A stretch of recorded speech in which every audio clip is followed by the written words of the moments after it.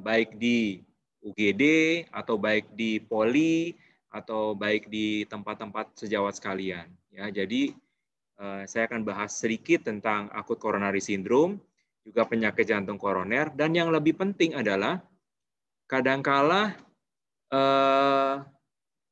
EKG pada akut coronary syndrome sama EKG pada penyakit jantung koroner itu mirip dengan EKG lain. Ya, jadi kita nanti akan bahas tentang pitfall-nya juga. Ya, kira-kira penyakit-penyakit apa yang EKG-nya itu mirip dengan penyakit jantung koroner, tetapi bukan penyakit jantung koroner. Oke.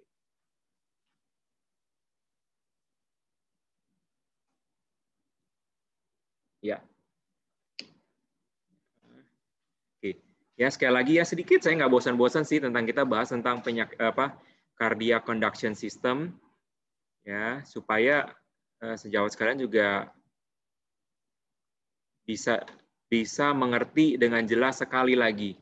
Ya, jadi kalau yang sudah ikut di kelas 1 dan yang kelas yang kedua mungkin sudah tahu beberapa kali saya bahas tentang ini, ya. Jadi jantung kita, baterai jantung kita itu ada di SA node. Ya. Kemudian dari SA node ini, dia karena SA node ini letaknya di atrium kanan, maka atrium kanan ini akan terdepolarisasi terlebih dahulu. Kemudian baru ke atrium sebelah kiri. Nah, setelah itu masuk ke AV node. Dari AV node ini baru masuk ke His, kemudian ke Purkinje, ya, ke berkas ke bundle branch yang sebelah kanan dan bundle branch yang sebelah kiri, ya, kemudian baru ke Purkinje sistem dan ke otot jantung. Oke, nah satu-satunya jalan dari listrik atrium menuju ke ventricle itu hanya melewati AV node ini. Ya. Kalau ada jalur tambahan, misalnya pada adanya delta wave atau aksesori pathway pada WPW, nah itu akan menjadi kelainan. Nanti kita akan bahas di sesi tentang aritmia, ya. Jadi sudah tadi saya jelaskan, jadi dari SA node dia akan menyebar ke atrium kanan dulu, kemudian ke atrium kiri, kemudian mereka akan berkontraksi bersama-sama, dan didapatkan dari EKG-nya itu adanya gelombang P. Setelah itu akan terjadi perlambatan di AV node. Di AV node ini dia akan terjadi perlambatan, maka akan ada PR interval, di mana PR interval ini mendatar. Setelah dari AV node, baru akan masuk ke bundle branch, baik yang left bundle branch ataupun right bundle branch, kemudian ke Purkinje. Kontraksi dari ventricle akan digambarkan adanya gelombang QRS di EKG. Nah, kontraksinya dari mana? Kontraksinya akan mulai dari apex ke basal. Apex ke basal. Ya, makanya dia akan memompa darah itu dari apex ke basal, keluar melewati aorta dan juga melewati arteri pulmonalis. Ya, sekali lagi dari atrium kita akan lihat gelombang P, kemudian ada perlambatan di AV node, ya, ada PR interval, kemudian di ventricle ada QRS kompleks. Ya. Ya, jadi nah ini EKG yang normal seperti sebelum-sebelumnya sudah saya kasih tahu juga, kalau melihat EKG kita harus lihat speed-nya. Ya, ini yang normal 25 mm per second dan juga amplitude-nya 10 mm per millivolt. Ya, bisa lebih tinggi atau bisa lebih rendah, bisa lebih cepat atau lebih pelan. Itu yang harus diperhatikan. Kalau tidak standar, maka EKG-nya, alat EKG-nya harus disetting terlebih dahulu. Nah, sekarang kita akan bahas ini ya. Pada EKG pada akut coronary syndrome dan pada penyakit jantung koroner. Nah, seperti kita ketahui ya, pasien dengan akut coronary syndrome itu untuk mendiagnosisnya minimal kita dapatkan 2 dari 3.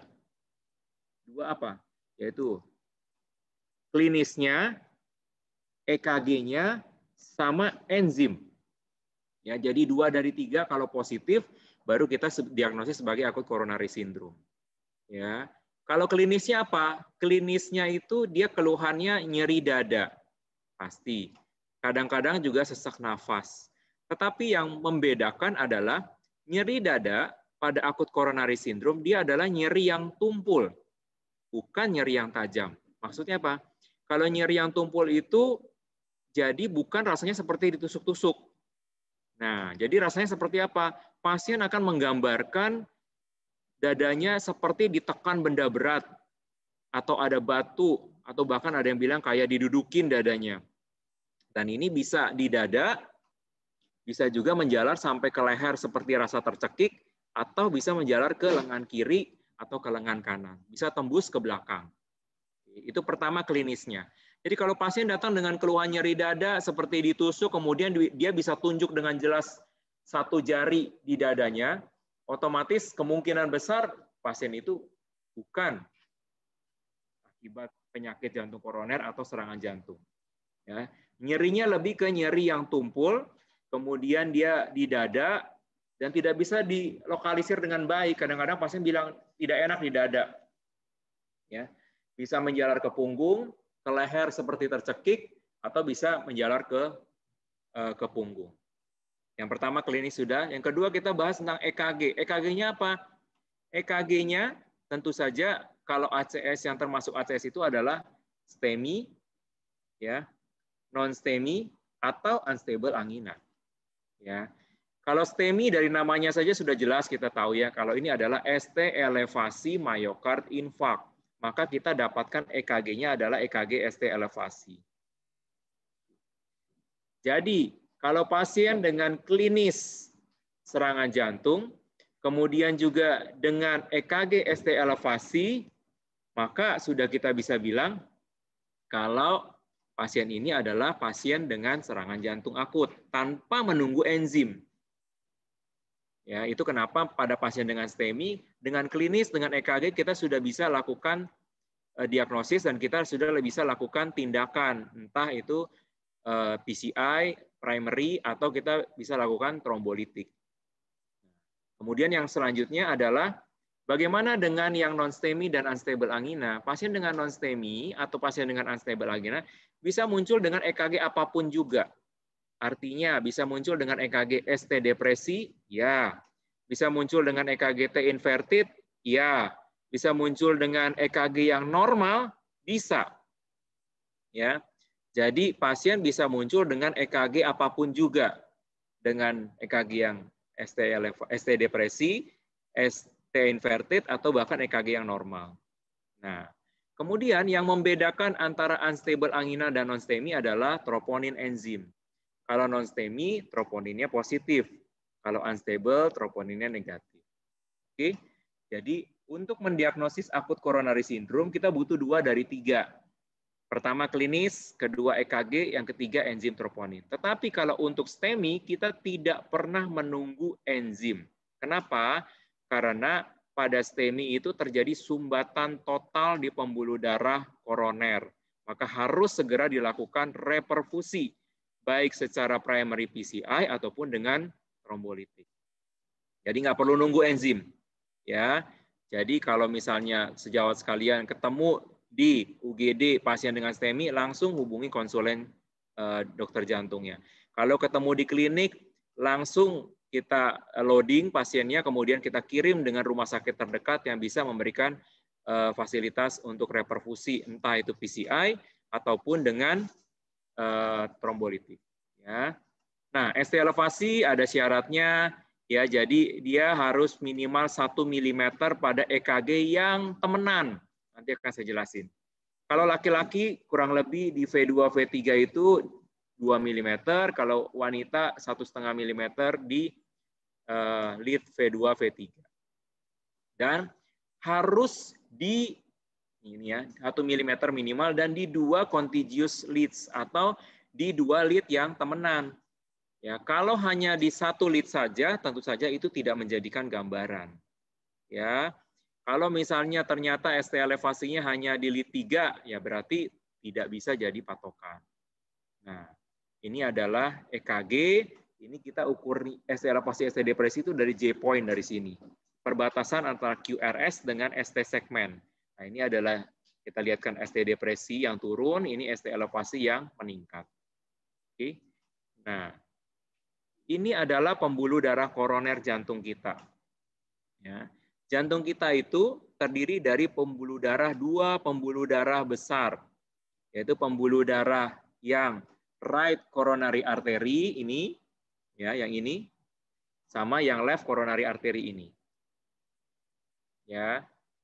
Tetapi yang di sebelah kiri atau left coronary artery dia bercabang lagi dua besar nih. Satu yang ke bawah ke depan ini adalah left anterior descending atau LAD. Sedangkan kalau yang ke samping ada LCX, ya di sini left circumflex, ya LCX. Ya, jadi left coronary artery atau pembuluh darah koroner kiri itu bercabang dua. Yang ke depan left anterior descending, yang ke samping left circumflex. Kenapa kita perlu tahu ini? Nanti dengan kita melihat EKG kita bisa tahu kira-kira penyumbatannya itu di sebelah mana. Penyumbatan totalnya. Apakah penyumbatan totalnya di arteri koroner kanan, arteri LAD, atau arteri LCX? Ya. Nah, terus kita lihat di sini. Nah, ini yang tadi saya bilang. Kalau menilai pasien dengan EKG, ya kita harus lihat temenannya dulu. Temenannya mana? Temenannya itu adalah kalau lead 2, lead 3, lead AVF. Ini satu temenan. Artinya dia adalah inferior lead. Jadi lead inferior itu terdiri dari lead 2, lead 3, dan lead AVF. Dan dia diperdarahi oleh pembuluh darah jantung yang kanan, RCA nih. Oke. Sedangkan kalau temenan yang berikutnya adalah lead V1, V2, V3, dan V4. Ini termasuk daerah anterior. Ya. Dia diperdarahi oleh yang pembuluh darah yang LAD, left anterior descending, makanya anterior.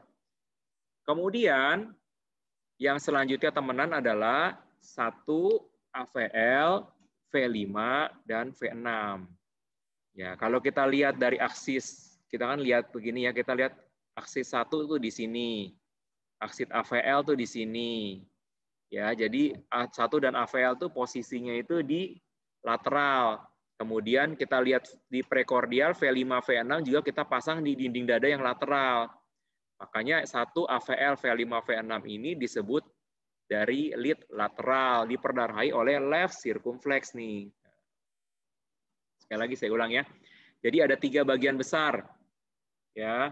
Yang pertama lead inferior. Kalau lead inferior ini artinya darahnya leadnya tadi dari 2, 3, dan AVF. 2, 3, dan AVF diperdarahi oleh RCA. Kemudian ada lead anterior. Lead anterior itu terdiri dari V1, V2, V3, V4. Diperdarahi oleh LAD. Nah, kemudian ada lead lateral. Lead lateral ini terdiri dari 1, AVL, V5, dan V6. Ya, diperdarahi oleh LCX, left circumflex artery. Oke.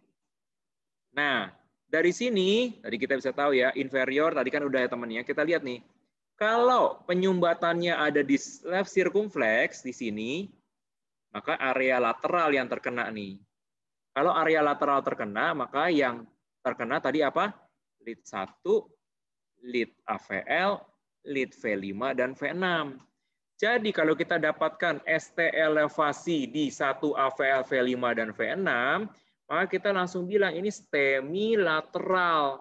STEMI lateral, curiganya penyumbatannya di pembuluh darah LCX. Seperti itu. Ya. Oke, lanjut. Nah, sedangkan kalau kita mendapatkan gambaran STEMI atau ST elevasi, kita harus lihat juga onsetnya kapan. Kenapa onsetnya itu penting? Ya, kalau pasien dengan keluhan dadanya sudah lebih dari 6 jam, atau bahkan sudah 8 jam, atau bahkan sudah 10 jam, mungkin bukan gambaran ST elevasi lagi yang kita lihat, tetapi gambaran Q dan ST elevasinya udah turun sebenarnya. Ya, jadi evolusinya apa? Kalau pertama kali nyeri dada, tentu saja gambarannya adalah hiperakut T. Ya, jadi T-nya akan naik dulu. Ini berlangsung hanya beberapa menit saja sejak pertama kali pasien mengeluhkan nyeri dada. Kemudian setelah hiperakute apa yang terjadi? Akan terjadi penaikan segmen ST elevasi. Ya. ST elevasi ini bisa berlangsung sampai 6 jam pertama saat onset. Sedangkan kalau sudah lewat dari 6 jam, baru kita dapat ini gelombang Q di sini nih. Ya, ST elevasinya mulai turun, kemudian disertai dengan T inverted yang terbalik. Kalau sudah lewat 1 hari, mungkin cuma ada gelombang Q sama T inverted saja. Yang ini beberapa hari ya, bisa 2-3 hari, dan ini sudah sampai beberapa bulan. Kalau sudah beberapa bulan, T inverted-nya sudah terbalik, P-nya sudah normal kembali, yang ada cuma tinggal Q. Nah, itulah pentingnya. Pertama, kalau kita pasien datang dengan akut STEMI, kita harus tahu pasien onsetnya kapan. Tujuannya buat apa? Tujuannya pertama supaya kita untuk tata laksana. Seperti kita tahu, primary PCI paling bagus adalah 12 jam pertama, itu kelas 1. Ya, jadi kalau misalnya 12 jam pertama di bawah 12 jam, maka kita harus lakukan primary PCI. Entah itu jam 12 malam, entah itu jam 2 pagi, kita harus lakukan segera. Karena time is muscle. Itu yang pertama ya, untuk tata laksana.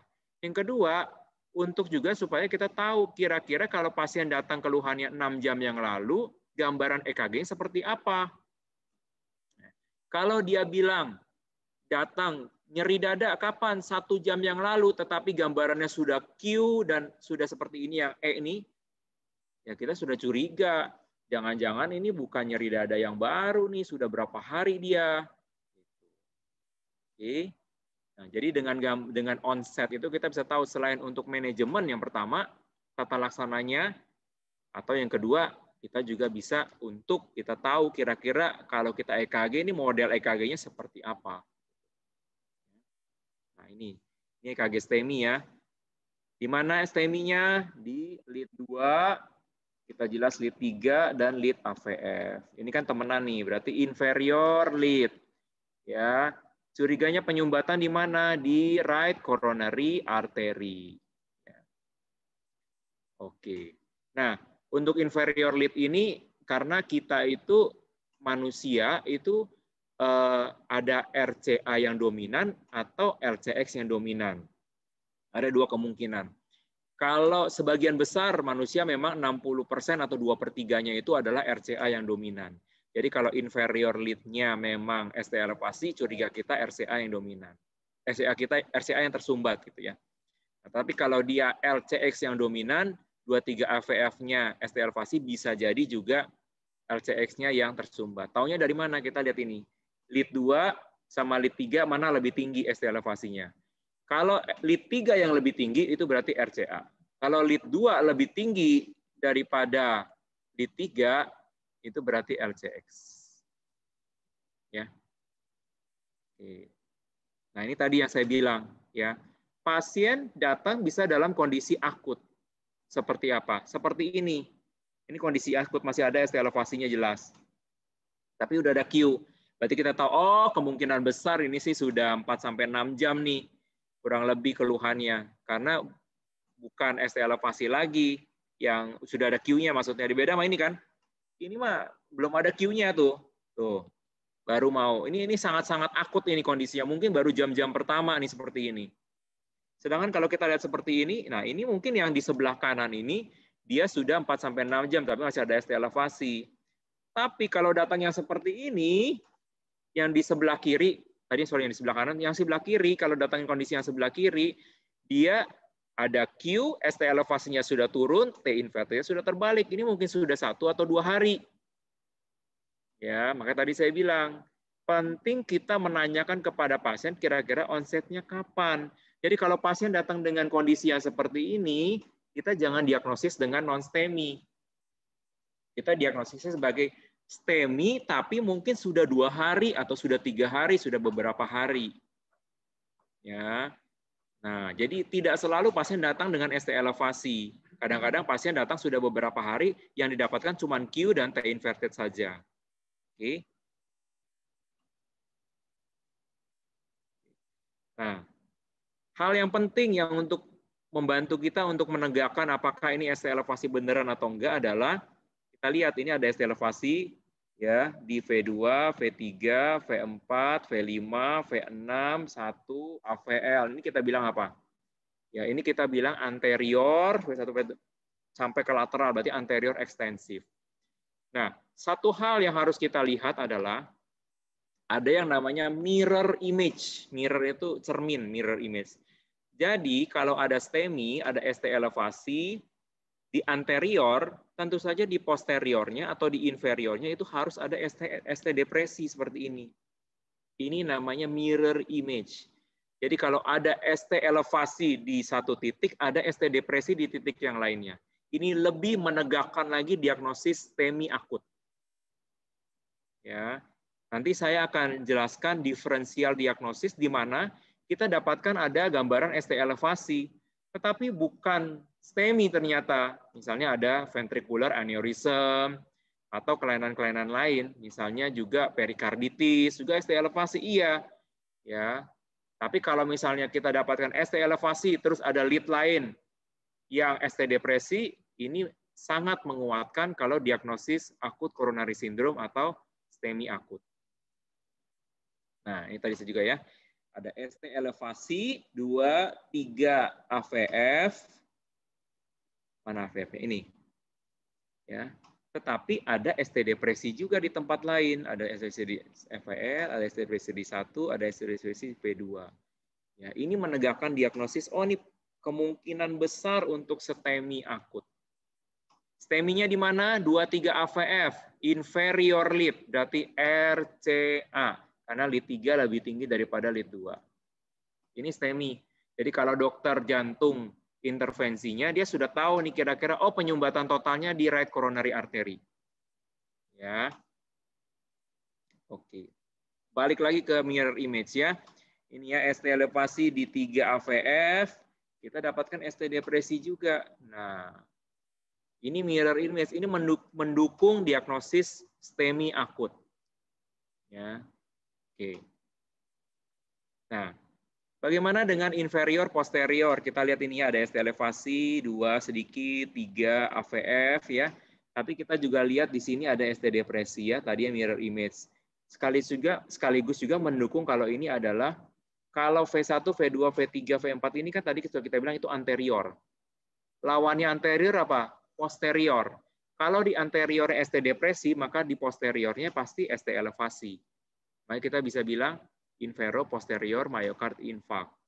Ya, ada persisten ini, persisten R di anterior. Makanya pada pasien dengan inferior STEMI kita harus bikin apa? Kita harus bikin lead inferior, pada inferior STEMI kita harus bikin ditambah lead posterior dan lead RV. Lead posterior tahu ya? Lead posterior itu berarti V6 kita lanjutin 7, 8, 9 sampai ke belakang. Kalau yang kanan, yang RV, lead RV berarti dari ini V1, V2, kita V1, V2, V3, lanjut lagi ke sebelah kanan. Ya. Ingat ya, kalau STEMI inferior, 2, 3 AVF-nya naik, maka kita harus bikin lead posterior dan juga kita harus bikin lead yang sebelah kanan. Contohnya, nah, oke, nih, ya, contohnya ini posterior STEMI. Kita lihat di sini posterior STEMI, kita lihat pada V8, V9-nya ada ST elevasi. Ya, dengan ada ST depresi juga di anterior. Ya, tadi saya bilangnya kalau di anteriornya ST depresi, kemungkinan di posteriornya berlawanan ST elevasi. Ini infark posterior nih, STEMI posterior. Walaupun sih areanya kecil, beberapa penelitian juga meragukan apakah penting nggak sih kalau pasien dengan STEMI posterior kita lakukan PCI, karena itu biasanya di ujung-ujung pembuluh darah koroner.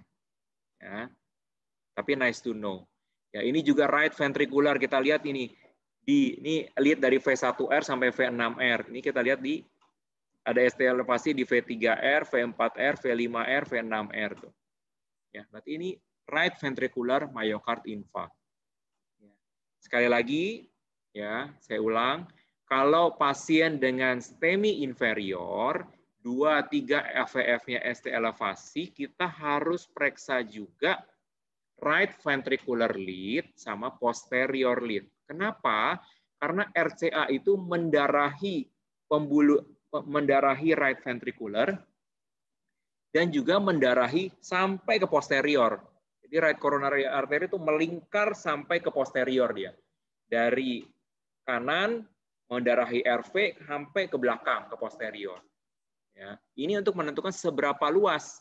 Jadi kalau 2-3 AVF ST elevasi, kemudian juga V3R, V4R, V5R ST elevasi juga, artinya dia merupakan inferior STEMI plus right ventricular STEMI. Ya, kalau ternyata 2-3 AVF-nya ST elevasi, kemudian juga V7, V8, V9-nya ST elevasi, berarti infero-posterior STEMI. Ya, oke. Nah, bagaimana dengan non-STEMI? Ya, kalau non-STEMI tadi saya bilang ya, kita harus lihat. Nah, gambarannya bisa macam-macam kalau non-STEMI itu. Ya, bisa ST elevasi, bisa T inverted, atau bisa juga EKG-nya normal. Kita lihat di sini, dia ST depresi di 2-3 AVF. Ada ST elevasi di AVL ya. AVL lead 1 juga nggak jelas, tapi cuma 1 lead doang AVL-nya. Ada ST depresi di sini. Ya, V2, V3, V4. Nah, ini bingung nih ST elevasi. Ini STEMI apa non STEMI?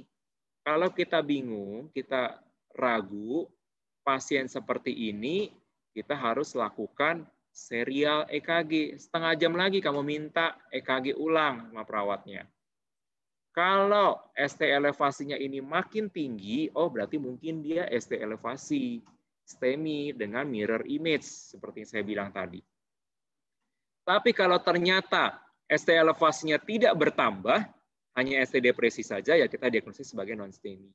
Kenapa menentukan ini penting? Pertama, karena kita harus tata laksana dengan tepat.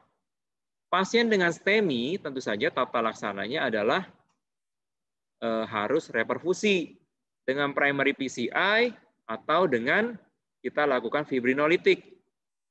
Tetapi kalau pasien dengan non-STEMI, kita bisa tunda.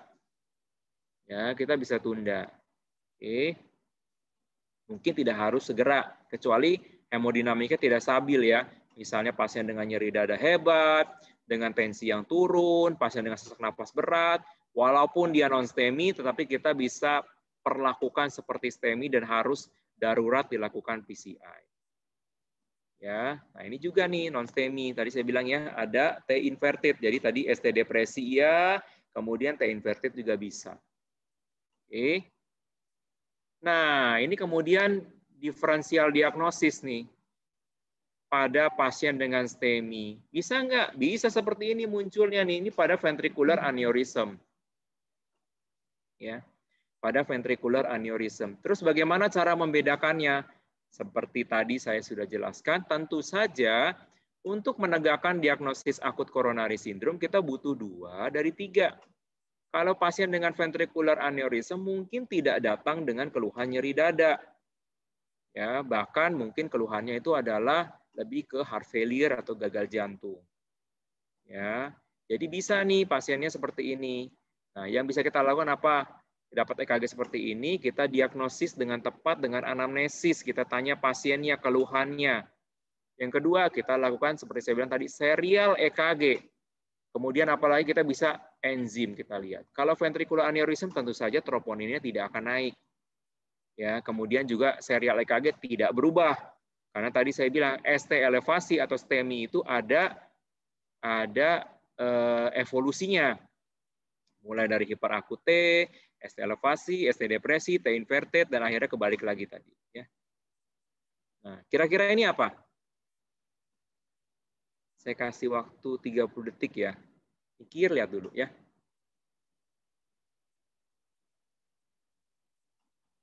Sorry. Yang ini ya.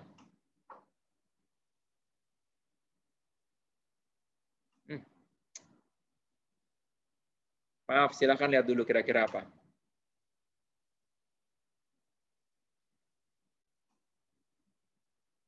Ada ST elevasi nggak? Ada banget.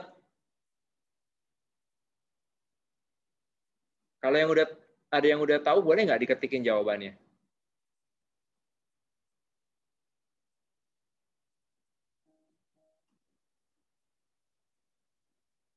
ST elevasi, ya. Ada yang udah jawab belum? Belum. Di chat ada. Oke, banyak yang jawab perikarditis. Yes. ST elevasi nggak? Iya, ST elevasi di mana-mana, benar. Di semuanya ST elevasi itu. 1, 2, 3, ya. V2, V3, V4, V5, V6. Ini keluhannya nyeri dada, nggak bisa nyeri dada. Ya, tapi apa yang nggak ada? Yang nggak ada ST depresinya, mirror image-nya kagak ada. Ya, itu yang seperti saya bilang, untuk menegakkan diagnosis STEMI, keluhan EKG, kalau dia ada ST elevasi di satu sisi, harusnya ST depresi di tempat lain. Ini contoh nih, contoh perikarditis. Tadi diferensial diagnosis ya. Yang pertama tadi apa? Ventricular aneurysm. Oke, yang kedua ini ada perikarditis ya. Obatnya berbeda. Kalau ini pasti tidak kita lakukan primary. Pasien ini kita berikan steroid atau kita berikan antiplatelet dosis tinggi, aspirin dosis tinggi, colchicine atau kita berikan steroid untuk meredakan dari peradangan. Ya. Oke, yang ini apa nih? Ini kira-kira apa?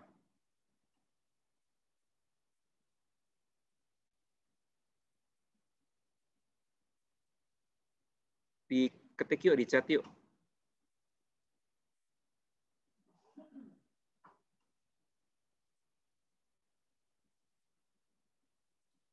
Ada yang jawab?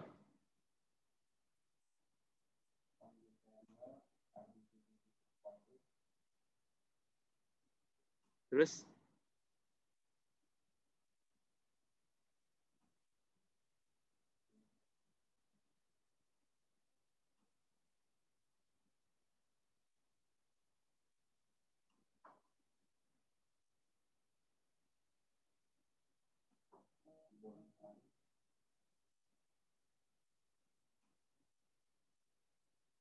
Oke, nah inilah yang saya bilang bagaimana sulitnya kita menegakkan diagnosis hanya berdasarkan EKG. Ya, jadi kita tidak menilai pasien dari EKG. Setuju sekali, banyak jawaban yang oke. Tadi ada yang bilang emboli paru, ya memang emboli paru kita bisa lihat di sini ada S di lead 1, sorry. S di lead 1 ya. S1, Q di 3 ya. T di 3 ya. Ini ada Q di 3, ada T inverted di 3. Ini bisa jadi emboli paru juga ya. Nah, tapi mungkin bukan situ yang mau jelasin. Bisa juga apa? Salah satunya ini tadi untuk emboli paru kita curiga jangan-jangan ini old inferior atau emboli paru nih. Atau kita bisa lihat juga di sini ada T inverted V1, V2, V3. Ya, ini non STEMI bukan nih, unstable angina, uap non STEMI bukan. Ya. Sekali lagi ya, kita harus lihat profil pasiennya juga. Ternyata pasiennya nggak ada keluhan. EKG-nya cuma dapat EKG ini pada saat MCU. Wanita usia 20 tahun. Kira-kira apa? Kira-kira ya normal pasien ini. Ya. Karena T inverted ataupun Q di inferior pada wanita usia muda itu sangat normal.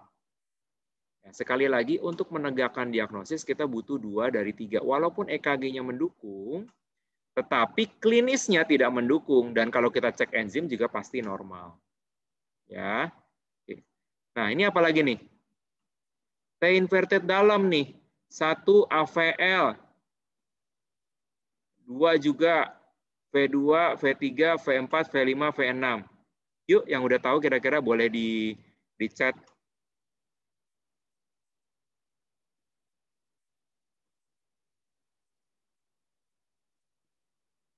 Kalau pasien seperti ini nih apa nih kira-kira? Ya, kalau dalam kondisi normal pasti kita akan bilang, oh ini kemungkinan non-STEMI. Iya, tapi kan yang sedang saya bahas itu adalah diferensial diagnosis. Ya, maka tadi saya bilang banyak EKG yang mimicking ACS atau mirip dengan akut coronary syndrome, tetapi bukan pasien dengan akut coronary syndrome.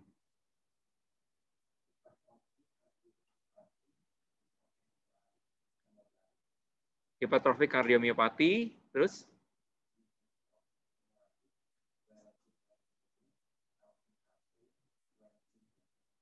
oke, ya itu dia, ya. Biasanya ini adalah gambaran dari LV strain. LV strain, ya kita lihat 1 AVL, ya, kemudian V2, V3, V4, V5, V6 ini terjadi biasanya karena ada karena ada hipertrofi dari ventrikel kiri.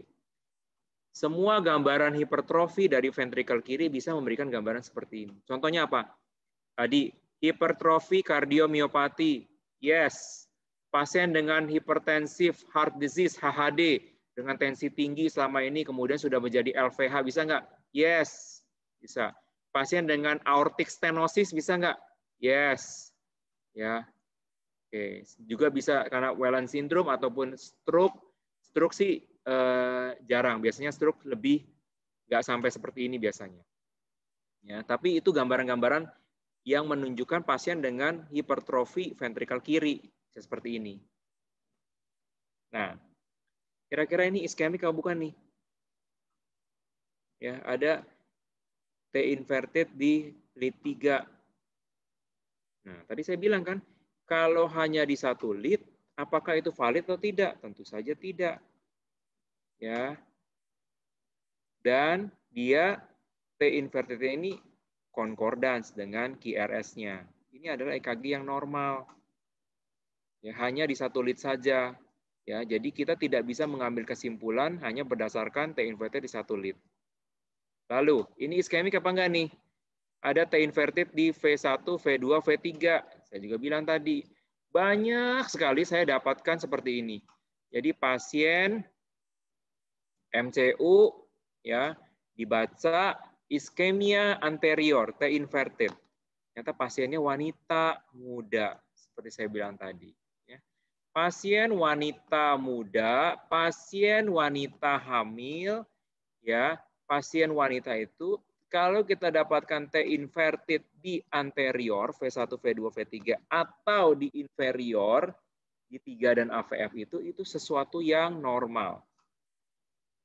Ya, banyak sekali pasien MCU kemudian terutama MCU perusahaan ya, datang, dok saya diminta konsul, kenapa? Karena EKG-nya T inverted, katanya ada iskemi, minta di rule out lagi. Padahal wanita usianya 20 tahun, nggak ada masalah. Ya, jadi ini adalah sesuatu yang variasi normal saja. Oke, ya kita sebut persistent juvenile pattern gitu ya. Nah ini kira-kira apa nih? Ya kita dapatkan T inverted juga sama kayak tadi ya. Tapi dia asimetris. Ini bisa jadi juga tadi non-STEMI. Sorry, yang simetris. Kamu lihat deh, T inverted-nya ini adalah T inverted yang simetris. Sorry, tadi saya belum sebutin ya. Beda dengan LV strain. Kalau LV strain, ya dia memang T inverted, tapi T inverted-nya asimetris dia. Kalau kita bagi dua begitu, ya antara sini sama sini tuh lebih berbeda kayak ini nih, ya. Dia tidak simetris. Kalau dia simetris seperti ini, nah ini kita curiga, oh ini mungkin T inverted. Bisa nggak STEMI yang telat? Nggak. Kenapa? Karena nggak ada Q. Kalau di depan ini dia Q, ya Q seperti ini, ya T-nya begitu, ya kita bilang, oh ini mungkin STEMI late onset. Tapi kalau nggak ada Q, cuma T inverted aja, kita bisa bilang ini T inverted, deep, simetris, curiga uap non-STEMI. Ini apa nih? T inverted di 1, AVL, V5, V6. Yuk, dicat yuk yang ini yuk. Sambil saya istirahat bentar, tarik nafas, chat. LBBB, lanjut. WPW sindrom.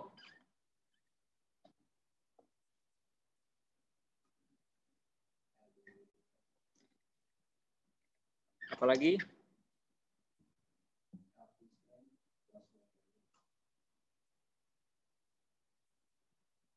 Oke. Udah betul ya. Ini adalah WPW. Jelas ya, di sini ada delta wave. Nah, delta wave tuh. Ya. Jadi dari P ke QRS langsung dia tuh. Di sini nggak ada PR segmennya itu tidak ada yang mendatar. Kenapa? Tadi saya sudah cerita. PR segmen ini yang mendatar ini adalah perlambatan di AV node. Kalau tidak ada perlambatan seperti ini, karena ada delta wave, ini biasanya ada aksesori pathway. Jadi selain AV node, dia ada jalur lain. Kalau AV node saja, itu normalnya itu kayak gerbang tol. Jadi masuknya satu-satu, ditahan dulu. Jadi ada perlambatan di AV node. Sedangkan kalau aksesori pathway tidak ada perlambatan. Makanya langsung dari P langsung QRS. Ya, makanya kita sebut WPW. Pasien dengan WPW kita tidak bisa nilai T-inverted-nya. Kenapa? Karena depolarisasi dan repolarisasinya terganggu. Normalnya itu depolarisasinya dari septal, dia menyebar. Kalau dengan delta wave, ya ini misalnya seperti ini, normalnya kan depolarisasi begini, ya dari septal ke kanan kiri. Kalau misalnya dengan WPW, ya selain ada AV node, dia juga misalnya aksesori pathway ini dia depolarisasi di sini dulu juga bisa. Dari sini. Makanya ada gangguan depolarisasi. Jadi pasien WPW jangan di treadmill. Hasilnya pasti selalu dibilangin positif ischemic response. Karena memang ada gangguan depolarisasi dan gangguan repolarisasi. Jadi ini bukan pasien dengan iskemi. Ini WPW sindrom. Ya. Oke. Kalau yang ini apa nih? Yuk. Saya ulang lagi supaya sejawat sekalian mengerti ya tentang diferensial diagnosis pada pasien dengan ECS. Jadi pasien dengan akut coronary syndrome, ada banyak EKG yang mirip akut coronary syndrome tapi bukan ACS. Ya, makanya tadi saya tegaskan sekali lagi, untuk menegakkan ACS itu kita butuh klinis, kita butuh EKG, dan kita juga butuh enzim. Udah masuk apa kira-kira?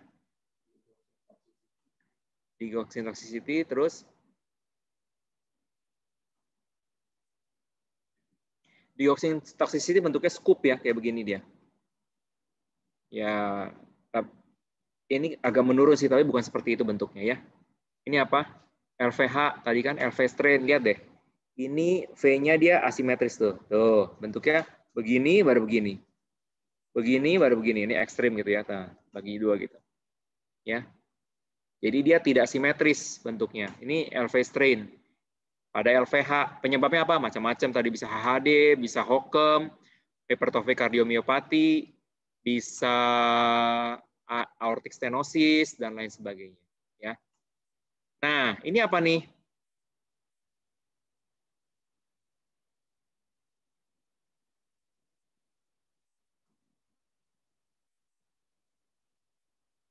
Yuk, di chat yuk.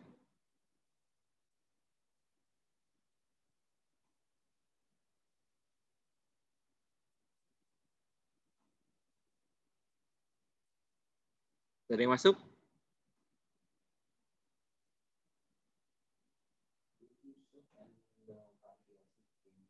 Ya. Ya.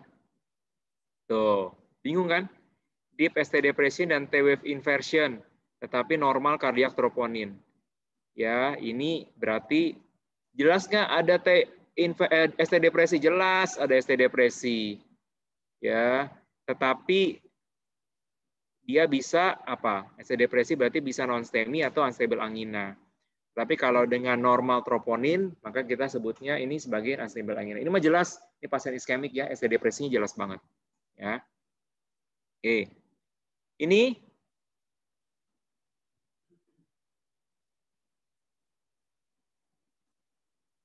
Ya, ada ST depresi, V4, V5, V6, ada ST elevasi juga tuh di 1 dan AVR.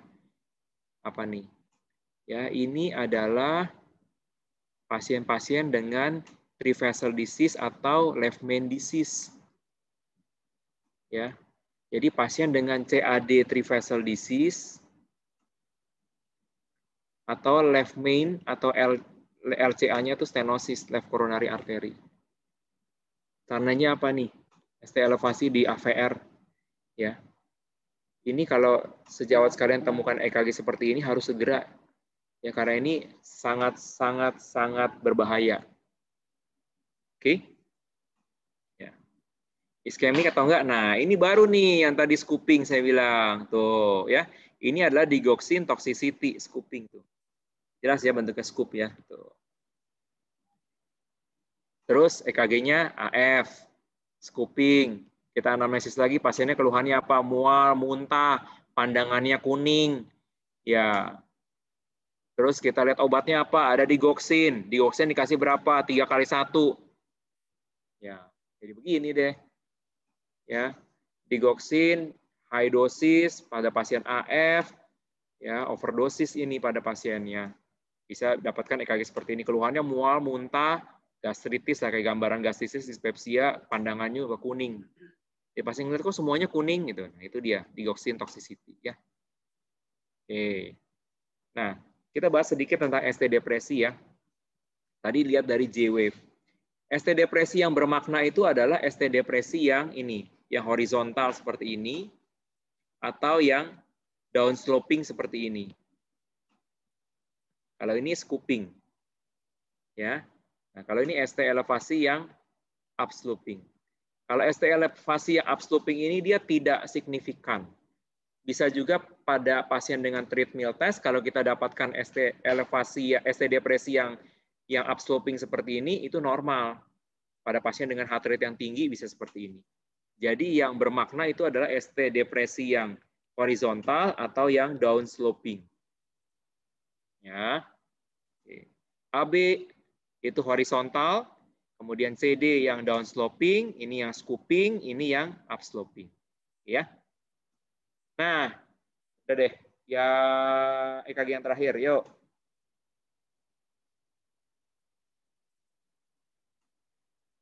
Silakan boleh di-chat.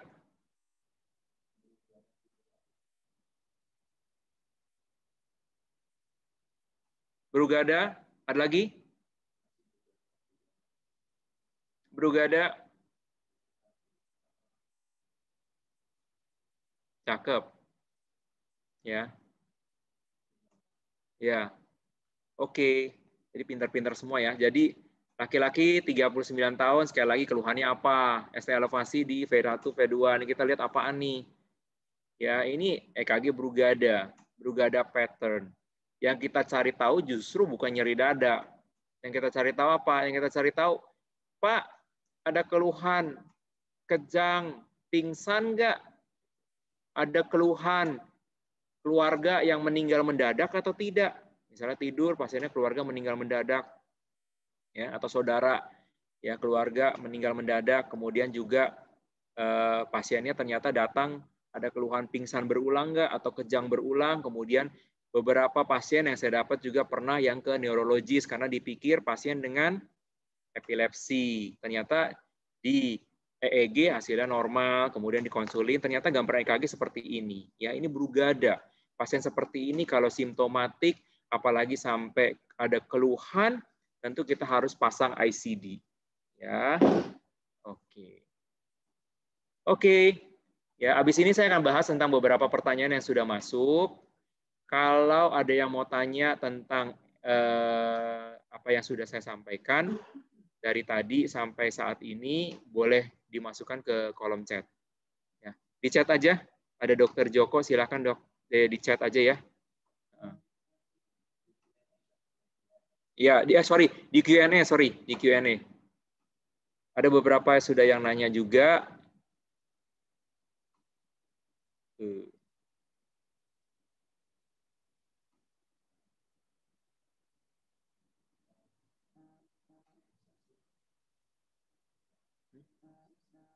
Boleh, nggak apa-apa saya tanya.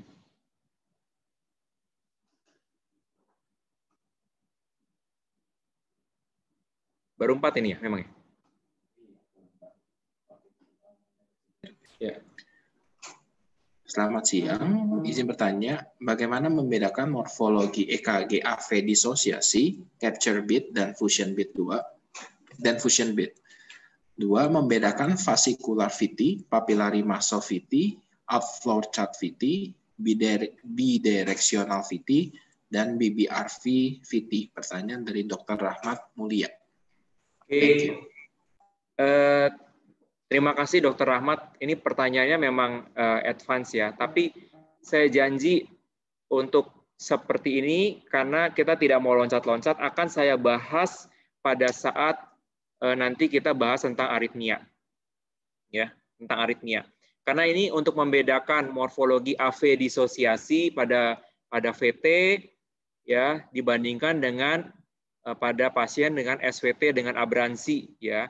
Kalau pasien VT pasti ada disosiasi, sedangkan kalau SVT dengan aberransi tidak ada disosiasi. Nah, juga nanti kita capture bit, fusion bit, ini semua adalah tanda-tanda untuk VT dibandingkan dengan SVT dengan aberransi. Nanti akan saya bahas, karena kita harus bahas tentang algoritma dari Brugada.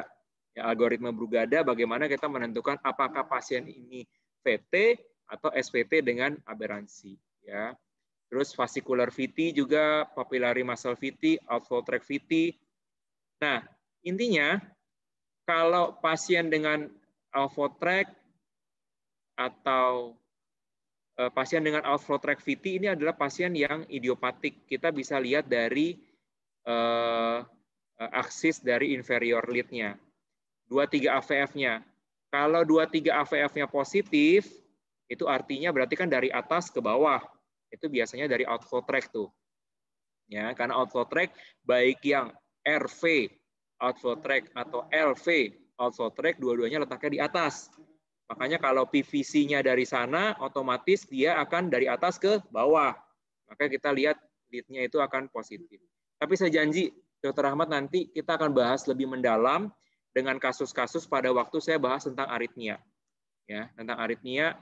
Karena itu harus satu segmen sendiri cukup panjang. Saya akan bahas bagaimana kita bedain antara VT sama SVT dengan aberransi. Dan bagaimana kita menentukan lokasi kira-kira fokus VT-nya itu dari mana. Oke. Ya. Yuk. Terima kasih, Dok. Pertanyaan kedua dari Dr. Rahmat. Sama saya rasa ini juga VT. Ya. Izin bertanya, bagaimana membedakan gelombang Q yang tidak normal dengan yang normal ya, Dok? Pertanyaan dari Dr. Muhammad Taufan Kurniawan. Dr. Taufan, terima kasih untuk pertanyaannya. Untuk gelombang Q patologis seperti sudah waktu itu saya jelaskan, Q patologis itu berarti kita harus lihat dalamnya dan lebarnya. Q patologis yang tidak normal berarti otomatis dia harus lebarnya lebih dari satu kotak kecil. Ya, satu kotak kecil atau 0,04 second dan dalamnya lebih dari sepertiga QRS. Ya, kalau QRS-nya tingginya misalnya 20 mm, tentu saja kalau Q-nya dalamnya itu lebih dari lebih dari sepertiga, kita sebut sebagai itu adalah Q patologis atau Q yang tidak normal. Oke, walaupun tadi saya bilang ya Q yang tidak normal ini bisa juga menggambarkan banyak hal. Salah satunya bisa juga pada pasien-pasien dengan LV aneurism juga bisa seperti itu. Oke, nah ini ada pertanyaan lanjutan, silakan. Ini ada kasus left main trivessel disease di vaskes yang tidak ada PCI, apakah terapi awal yang bisa diberikan? Dari Dr. Patrici ya. Oke, Dok, untuk left main disease atau trivessel disease ini tentu saja pasien-pasien seperti ini harus dirujuk ke pusat rujukan untuk mendapatkan terapi yang tepat. Sekali lagi, kalau pasien dengan trivessel dan left main tetapi tidak datang dalam kondisi STEMI, sebenarnya apalagi hemodinamik stabil, kita bisa berikan terapi lebih dahulu sebelum kita rujuk. Tapi kalau pasien dengan trivessel datang dengan ST elevasi, tentu saja harus diberikan terapi langsung, harus segera dirujuk. Ya, karena time is muscle. Semakin lama kita menunda, maka otot jantung yang akan mati akan makin banyak. Apa yang kita bisa berikan? Tentu saja, balik lagi ke ACLS. Kita bisa loading antiplatelet, kita berikan aspilet, loading, ya tergantung berat badan. Kalau besar bisa sampai 320 mg. Kita bisa berikan loading clopidogrel, ya, atau bisa berikan loading ticagrelor, ya, itu bisa. Kita bisa berikan anti-iskemik, contohnya apa? ISDN, isosorbit dinitrat, kita bisa berikan di bawah lidah 5 mg sampai 2-3 kali. Kalau misalnya nggak mempan, kita bisa berikan morfin juga, bisa 2-4 mg, bisa kita ulang kembali sambil kita menunggu untuk merujuk pasien tersebut. Kalau memang tempat rujukannya sangat jauh, misalnya di daerah yang ke rumah sakitnya butuh waktu sampai beberapa jam, mungkin pasien datang dengan STEMI, kita bisa berikan fibrinolitik terlebih dahulu pada pasien-pasien seperti ini. Tapi intinya adalah pasien dengan trivessel dan left main bukan mainannya vaskes pertama. Jadi harus segera di-loading dan dirujuk. Tapi sebelum dirujuk harus diberikan terapi awal dulu.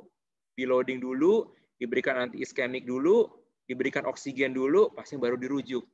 Jangan pasien datang, kemudian kita curiga trivessel, pasien ST depresi dalam, kemudian segera kita rujuk sebelum kita berikan apa-apa. Kasihan pasiennya. Ya.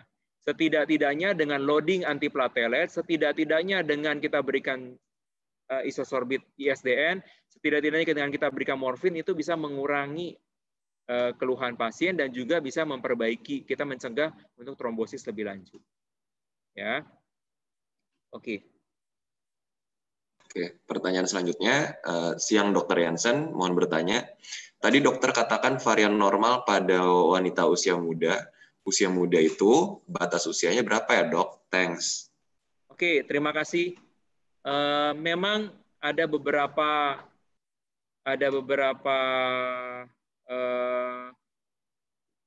maksudnya tidak ada batas usia yang jelas sampai umur berapa. Tapi pengalaman saya memang dari literatur kita lihat di bawah usia 40 tahun kita masih dapatkan pola juvenile seperti itu. Yang T inverted di inferior 23 AVF juga dan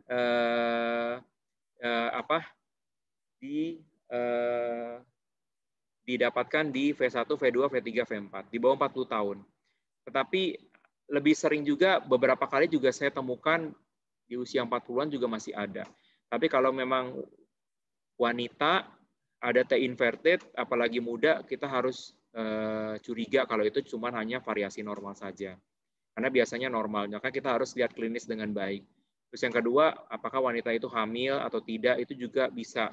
Beberapa pasien yang saya temui begitu ada wanita hamil, karena ada perubahan aksis sehingga T inverted yang ini jadi T inverted yang di inferior muncul. Oke. Nah, coba ya kita bahas beberapa yang sudah masuk lewat email. Ya, mungkin ada yang saya pending juga, tapi kita akan bahas, kalau misalnya kita bahas ya. Nah, ini juga Dr. Davin, bagaimana membedakan EKG SVT dengan aberransi dan VT. Ini nanti ya saya janji ya, karena ini butuh waktu yang panjang, karena saya tidak mau membahas separuh-separuh, kemudian nanti akhirnya tidak dapatkan the global picture. Ya. Nah, terus yang kedua, bagaimana konsep dasar blok vasikular anterior dan posterior? Jadi seperti tadi ya, jadi ini kalau misalnya ini adalah jantung kita, ini adalah SA node, ini adalah AV node. Setelah AV node, dia akan membagi ini. Satu ke right bundle branch, satu lagi ke left bundle. Nah, right bundle ini hanya satu cabang. Sedangkan kalau left bundle itu dia ada 3 cabang. Jadi left bundle itu ada yang ke anterior, ada yang ke posterior, ada yang ke septal. Jadi ada 3 cabang itu left bundle branch-nya itu, ada 3. Yang ke sini kita sebut sebagai left anterior fascicle, yang di sini kita sebut sebagai left posterior fascicle. Oke? Ya. Nah, yang disebut dengan blok fascikular anterior artinya ya pas yang fascikular anterior ini blok. Kalau yang blok fascikular posterior ya berarti blok fascikular posterior ini blok. Gambarannya apa? Kalau blok di fascikular anterior itu berarti di 2, 3 AVF-nya ini dia negatif. Ya, QRS-nya negatif. 2-3 AVF ini QRS-nya negatif atau bisa dibilang dia left axis deviation. Tapi pasiennya normal, nggak ada masalah. Apakah pasien dengan fascikular anterior block dan fascikular posterior block ini selalu ada keluhan? Tidak. Jadi nggak ada masalah ya. Nah, sedangkan kalau yang left fascikularnya block itu dia di 1 ya AVL dia ini negatif. Jadi atau right axis deviation. Tapi apakah bermakna secara klinis? Tidak. Walaupun di anteriornya blok, dia bisa lewat posterior, kemudian nyebar juga ke sini. Jadi nggak ada masalah. Banyak, Kak? Banyak. Jadi nggak ada masalah. Makanya kita juga bisa bilang left anterior fascicular block pada pasien dengan EKG, dengan yang 2-3 AVF-nya LAD, ya, left axis, kemudian juga dengan 2-3 AVF-nya negatif. Ya. Oke, lanjut. Bagaimana menganalisis durasi gelombang QT dan implikasi dalam kasus sehari-hari? QT interval tahu ya, dari awal gelombang Q sampai awal gelombang Q dengan akhir gelombang T. Ya. Ini QT interval. Ya, tapi yang biasa kita ukur adalah biasa juga kita ukur dengan QT corrected. Implikasinya apa? Implikasinya kita untuk mengukur panjang QT ini untuk menilai karena ada penyakit-penyakit tertentu yang inherited arrhythmia atau pasien-pasien dengan aritmia yang kongenital, contohnya long QT syndrome. Ya, pasien dengan long QT syndrome itu bisa kita lihat kan gelombang QT-nya itu memanjang. Oke, sebelum itu QT yang memanjang itu ada 2. QT-nya ini bawaan karena kongenital atau yang didapat. Ya. Kalau yang bawaan contohnya tadi long QT syndrome, dia bisa menyebabkan aritmia. QT yang memanjang itu bisa menyebabkan aritmia semuanya, baik bawaan atau yang didapat. Karena apa? Begitu QT-nya memanjang, kalau ada QRS berikut jatuh pas saat di T, bisa jadi VF. Itu namanya R on T. Ada PVC, PVC-nya jatuh di atas T, bisa menyebabkan VF. Nah, kalau yang bawaan contohnya long QT syndrome. Kalau yang didapat contohnya banyak obat-obatan yang bisa menyebabkan pemanjangan QT. Contohnya erythromycin, amiodaron, kemudian juga obat jamur, banyak sekali itu menyebabkan pemanjangan QT interval. Makanya kalau kita berikan obat-obat yang bisa memperpanjang QT interval, kita harus EKG secara rutin. Ya, kalau memang sudah terlalu panjang, mungkin obatnya kita harus pending. Ya, salah satunya juga obat-obat itu COVID tuh, hidrokloroquine sama erythromycin, kombinasi yang diberikan itu bisa memperpanjang QT dan sangat berbahaya pada pasien yang punya bawaan long QT syndrome.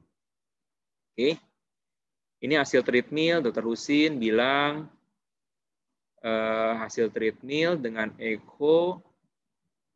Oke, ya, ini adalah EKG basic. Saya rasa tidak ada masalah di EKG basicnya ya. Kemudian, nah ini juga tujuannya treadmill apa? Tujuan treadmill seperti kita tahu, kalau ada penyumbatan di pembuluh darah jantung, ada stenosis di CAD, itu kan masalahnya ada CAD, artinya ada stenosis di koroner, itu kan masalahnya supply sama demand, ya kan? Kalau ada stenosis di CAD kan berarti supply darah terganggu, benar kan? Pada saat istirahat mungkin nggak ada masalah. Kenapa? Karena dengan supply yang terganggu berkurang, tetapi kalau istirahat masih cukup. Makanya pasien disuruh treadmill. Tujuannya apa? Meningkatkan demand. Ya, dengan ini meningkatkan demand, ini treadmill. Kita lihat setelah pada saat lagi treadmill apa yang terjadi tuh? ST depresi. Ya, begitu dia Nih, ST depresi, ya. ST depresinya horizontal seperti saya bilang sangat bermakna ya. Sedangkan kalau pada waktu istirahat dia balik lagi normal. Ini ada apa? Ada stenosis. Kita curiga ada stenosis pada pasien ini. Ya, oke. Lanjut. Seorang wanita 54 tahun dengan CA cervix 3B, metastase kolon, perawatan ke-14, EKG masuk sinus ritme, kemudian berubah. Apa yang bisa dilakukan untuk tata laksana pasien ini? Apakah EKG pasien ini merupakan idiopatik vascular VT atau tipe ILVT? Ya, nanti kita akan bahas lagi di aritmia ya untuk ILVT ya. Nah, ini EKG ada kelainan. Ya, pasien ini dengan sinus, ya, sinus ritem, ada P diikuti dengan QRS, oke. Aksisnya juga normal, 1, 2, positif, normal. Rate-nya berapa? Ini 3 kotak, kurang lebih 100 kali per menit, ya. Saya sih tidak melihat ada kelainan yang bermakna pada pasien ini. Ini, kira-kira apa nih? Ya. Di sini sih dibilang ada ST elevasi. Kamu lihat deh, ini gelombang T-nya hilang nih. Kamu T-nya di mana nih? Ya, ini gelombang QRS T-nya tuh melebar banget dia nih tuh. Ya. Tuh, ini sampai ke sini tuh. Ini T-nya. Ya, ini mungkin saya tidak tahu. Ini mesti harus dilihat elektrolitnya ya. Kaliumnya berapa? Ya. Pada pasien-pasien dengan hiperkalemi yang akut, gambarannya seperti ini. Mirip banget sama ST elevasi. Ya, seperti ini nih. Gambaran pasien dengan dia QRS-nya makin lebar. Ini kita lihat QRS-nya makin lebar ya. Nah, QRS-nya makin lebar tuh. Kemudian dengan T-nya yang makin lama makin flattening, nggak jelas gitu. Jadi QRS sama T-nya itu bersatu jadi satu. Ini harus dilihat elektrolitnya. Biasanya yang menyebabkan hal ini adalah adanya hiperkalemi pasien CKD itu. Bisa jadi pasien ini dengan metastasis yang sudah sampai ke kolon dan juga menyebabkan gangguan dari ginjal bisa. Ya. Nah, ini balik lagi normal. Kita harus lihat kaliumnya ya. Izin bertanya, Dr. Indah, PVC compensatory pause dengan non compensatory pause, apa perbedaan keduanya? Oke. Nah, mungkin maksudnya ini ya. Jadi kita harus bedakan PVC, maksudnya ventricular extrasystole. Apakah dia PVC, premature ventricular contraction, atau dia adalah escape beat.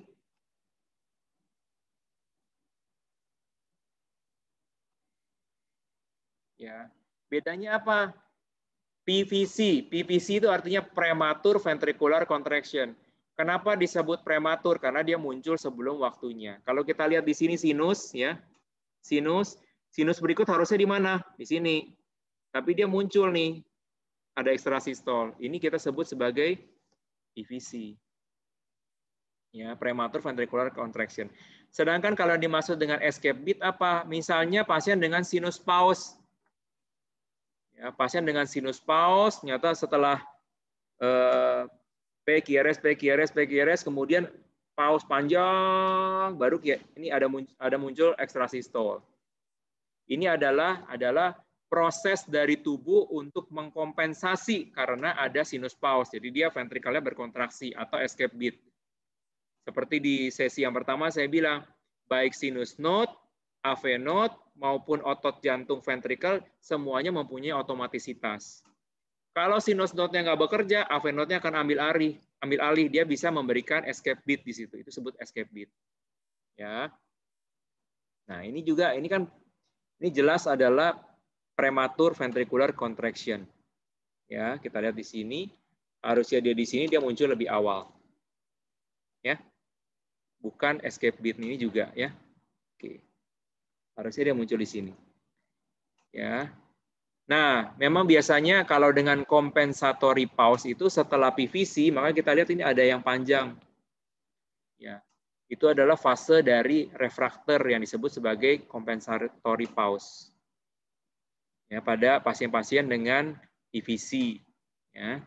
Oke. Lanjut ya.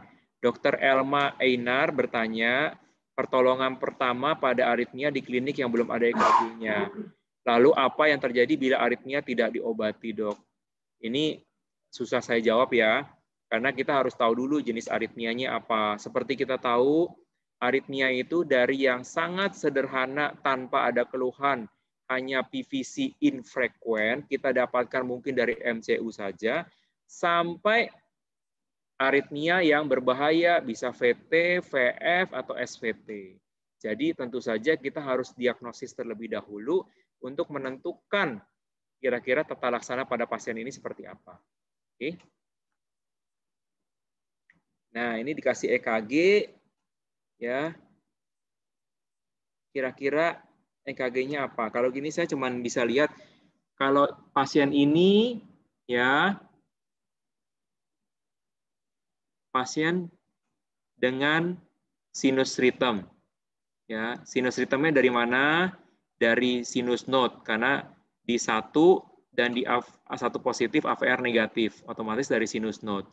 Aksisnya gimana? Aksisnya normal, karena lead 1-nya normal, lead 1-nya positif, lead 2-nya positif. Aksisnya normal. Ya. Kemudian rate-nya berapa? Rate-nya ini 1, 2, 3, 4 kotak. Ya, berarti kurang antara 60 sampai 75. Ya, cepatnya seperti itu. Yang 300 dibagi kotak besar kan. Jadi antara 60 sampai 75, ya mungkin sekitar 70-an atau 68 sampai 70. Kemudian kita lihat lagi apa? Kita lihat PR intervalnya kurang lebih sih. Saya lihat di sini normal ya, 1, 2, 3 kotak lebih sedikit, mungkin 0,16 second. Kemudian kita lihat apa? QRS-nya. Nah, ini QRS-nya yang lebar nih. QRS-nya lebar, kita lihat di sini nih, dari sini ke sini atau dari sini ke sini, ya lebih dari 0,1.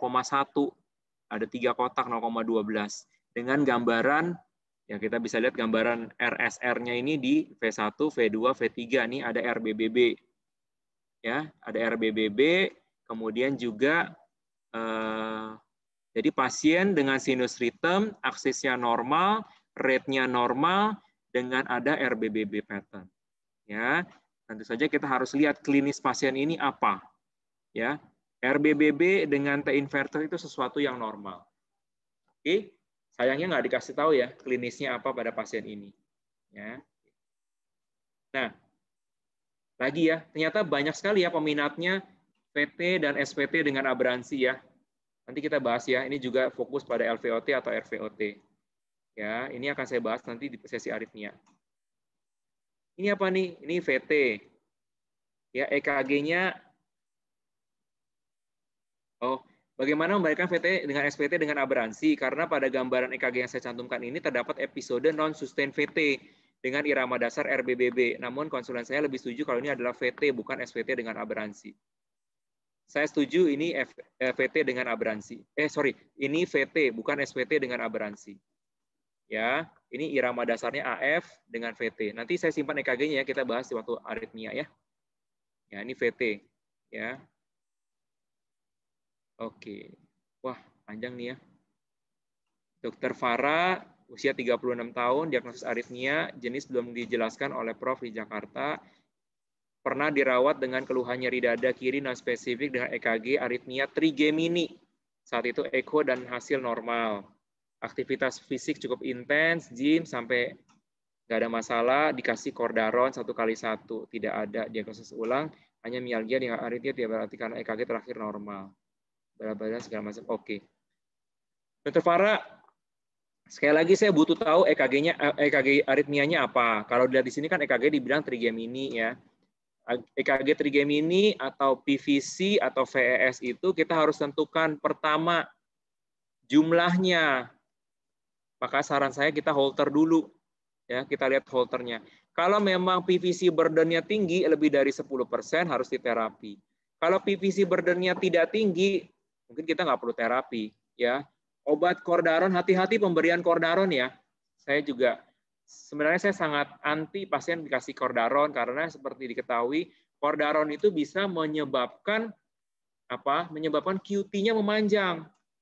QT-nya memanjang, kemudian malah bisa menyebabkan pasien tersebut jadi pro-aritmia. Jadi kalau memang tidak perlu, ya nggak usah kita kasih Cordaronnya. Ya, Lebih baik kalau perlu kita berikan beta blocker atau kita berikan CCB, verapamil atau diltiazem. Ya. Oke, karena kodaron itu biasanya akhir-akhir kita berikan kalau sangat mengganggu. Oke, ya. Ini kayaknya yang terakhir ya. Dr. Joni berkata, bila kita menemukan EKG dengan gambaran RBBB atau LBBB tanpa keluhan, misalnya dengan MCU, apakah hal yang serius atau perlu dirujuk? Kemudian, gambaran STT changes seperti apa yang masih dianggap sebagai variasi normal, misalnya pada MCU, T inversi, P1, P2, P3. Nah, ini sudah dijelasin tadi ya. Variasi normal, T inversi, P1, P2, P3 pada MCU sangat sering kita temukan terutama pada wanita muda di bawah 40 tahun. Ya. Kalau RBBB, LBBB tadi sudah dijelaskan juga. Setelah AV node dia terbagi dua, right bundle sama left bundle. Left bundle kebetulan ada 3 cabang di sini. Ya. Yang paling sering kita temukan adalah right bundle branch block.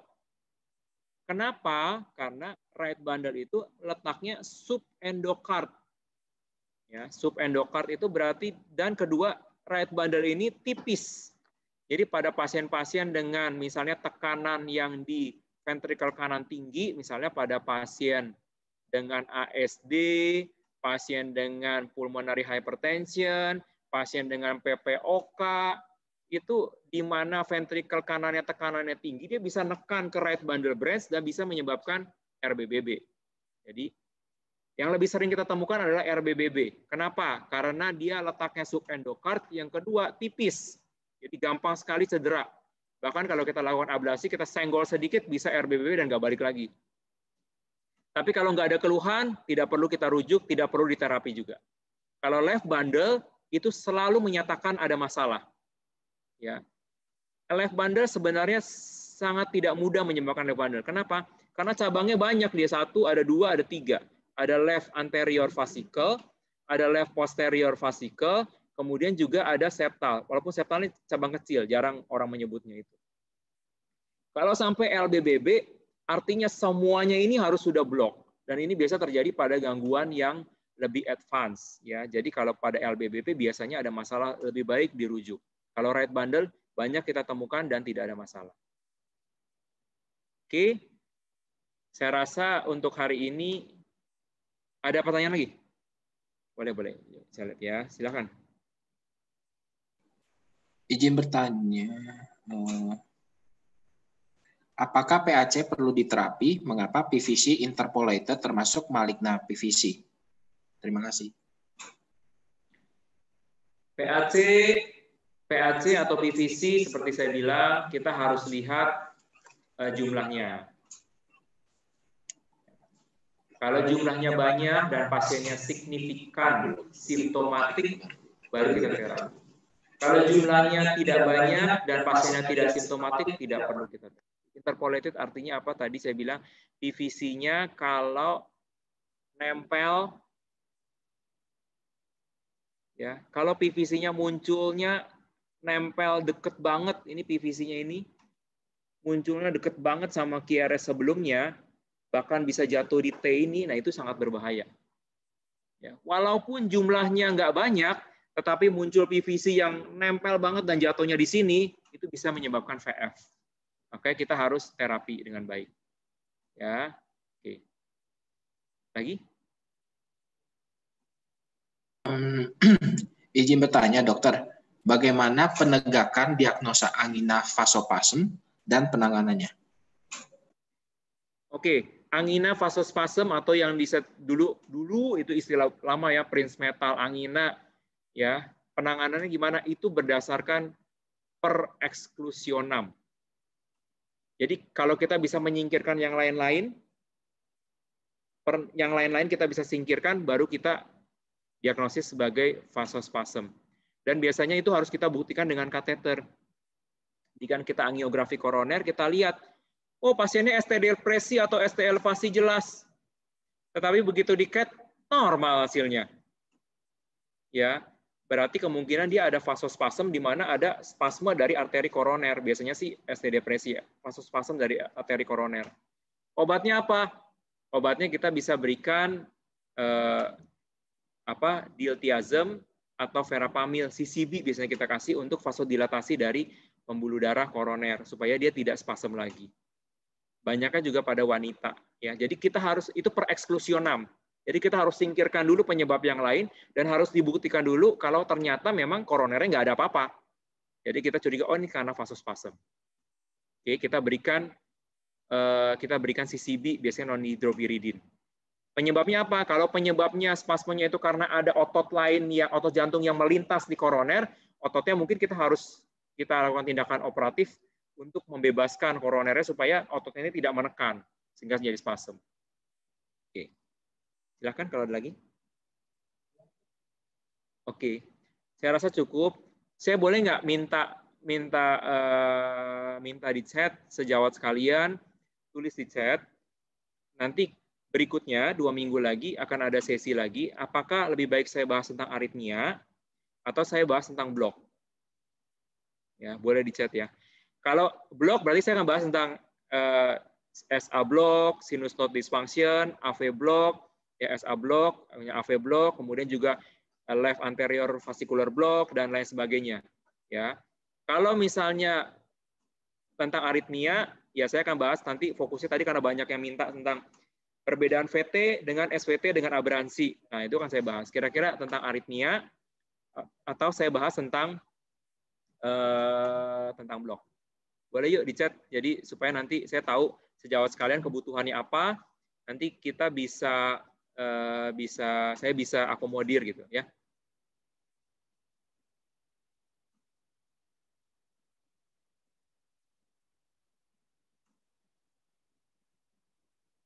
Udah ada yang ngasih?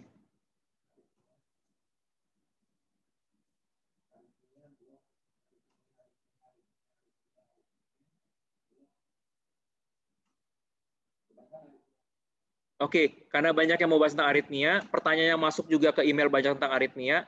Nanti 2 minggu lagi saya akan bahas tentang aritmia ya. Tentang VT, membedakan VT dengan SVT dengan aberransi sama beberapa aritmia. Sejawat sekalian, kalau punya EKG aritmia, boleh di email. Di email, nanti dikompilasi, kita akan bahas bersama. Oke ya. Ya, saya rasa cukup sekian. Saya kembalikan lagi ke Pak Ivan, silakan. Oke, terima kasih Dr. Jansen atas waktunya dan sharing ilmunya. Sungguh sangat insightful banget ya untuk rekan-rekan GP dan rekan-rekan mungkin ada spesialis di sini. Terima kasih juga untuk pertanyaan-pertanyaan yang telah masuk dari rekan sejawat sekalian. Ini kami ingin menyampaikan bahwa jika ada pertanyaan-pertanyaan boleh disampaikan ke email yang waktu itu saya share. Dan jika rekan-rekan sejawat sekalian ingin mengikuti Dr. Jansen, bisa follow Instagram beliau di Ignatius Jansen. Nanti akan di-share di chat. Dan follow Eka Hospital untuk info-info webinar lebih lanjut. Sebelum kita sudahi sesi hari ini, mohon kesediaan rekan-rekan sekalian untuk mengisi polling. Polling yang akan saya launch sebentar lagi. Mohon waktunya ya. Terima kasih.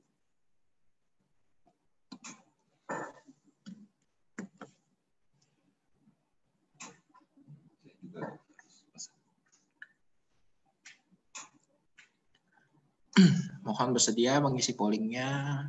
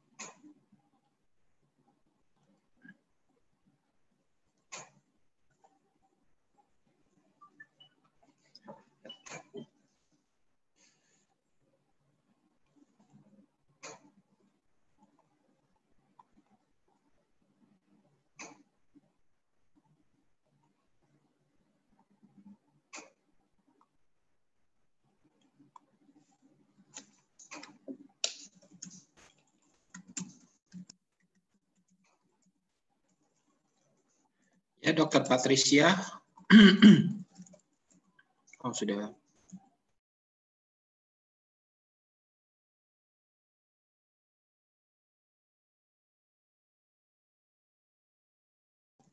Oke, terima kasih untuk poolingnya. Saya tunggu sampai 1 menit lagi ya.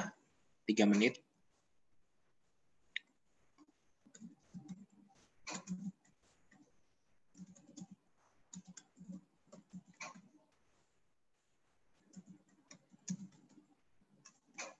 Oke, terima kasih untuk poolingnya.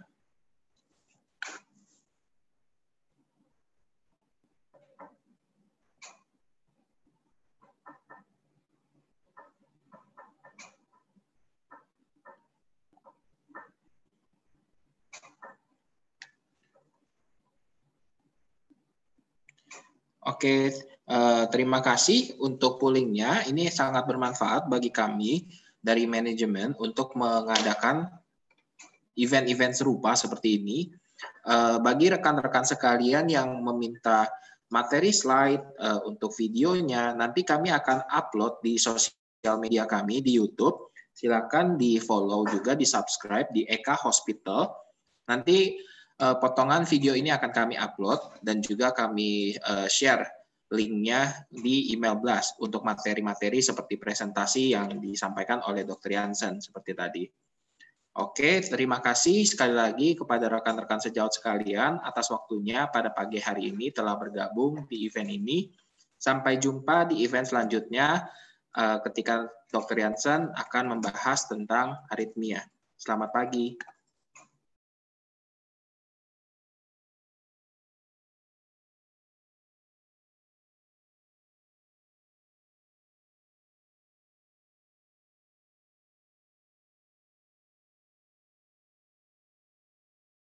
Jangan lupa juga rekan-rekan sejawat setelah mencet tombol live, Anda juga bisa memberikan kritik dan saran kepada kami. Terima kasih.